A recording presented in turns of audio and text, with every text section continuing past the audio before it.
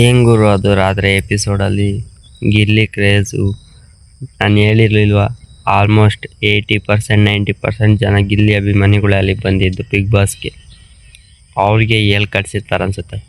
ಈ ರೀತಿ ಎಲ್ಲರಿಗೂ ಒಂದೇ ಥರ ನೋಡಬೇಕು, ಯಾರನ್ನೂ ಇದು ಮೇಲು ಕೀಳು ಮಾಡೋಂಗಿಲ್ಲ, ಎಲ್ಲ ಕಂಟೆಸ್ಟೆಂಟ್ ಒಂದೇ ಅಂತ ಹೇಳಿ ಕಳಿಸಿರೋದ್ರಿಂದ ಪ್ರತಿಯೊಬ್ಬರು ಬಂದಾಗ ಕೂಗು ಬಂದಿರುತ್ತೆ ಹೊರತು ಯಾವುದೇ ಥರದ ಅಭಿಮಾನಿಗಳು ಅಲ್ಲಿರೋದು 80% 90% ಗಿಲ್ಲಿ ಅಭಿಮಾನಿಗಳೇ. ಅರ್ಥ ಸುಮ್ಮನೆ ಯಾರಿಗೂ ಯಾವುದು ಹೇಳಲ್ಲ.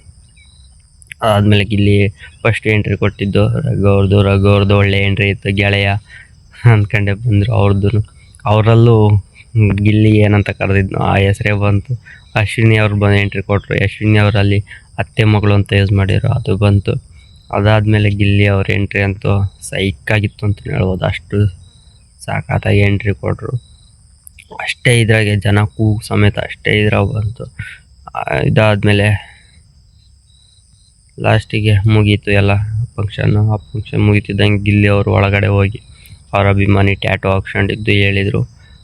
ಅವರೆಲ್ಲ ಮಳಿವಳ್ಳಿ ಅಂತೆ, ಅವ್ರದ್ದು ಊಟ ಪಕ್ಕನೇ ಮಳಿವಳ್ಳಿ ಅದೆಂಥದ್ದು ಹೇಳಿದರು, ಅವ್ರ ಊರ ಪಕ್ಕನೇ ಅಂತೆ. ಅದಾದಮೇಲೆ ಈ ವಾರದ ಮಿಡ್ ಬೀಟ್ ಎಲಿಮಿನೇಷನ್ ಇತ್ತಲ್ಲ, ಮಿಡ್ ನೈಟು, ಅದರಲ್ಲಿ ಧ್ರುವ ಅಂತ ಅವರು ಎಲಿಮಿನೇಷನ್ ಆಗ್ತಾರೆ.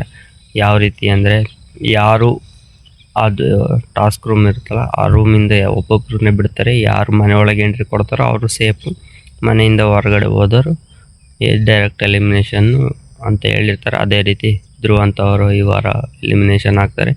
ಅಶ್ವಿನಿ ಅವ್ರಿಗೊಂದು ಸ್ವಲ್ಪ ಬೇಜಾರಾಗುತ್ತೆ.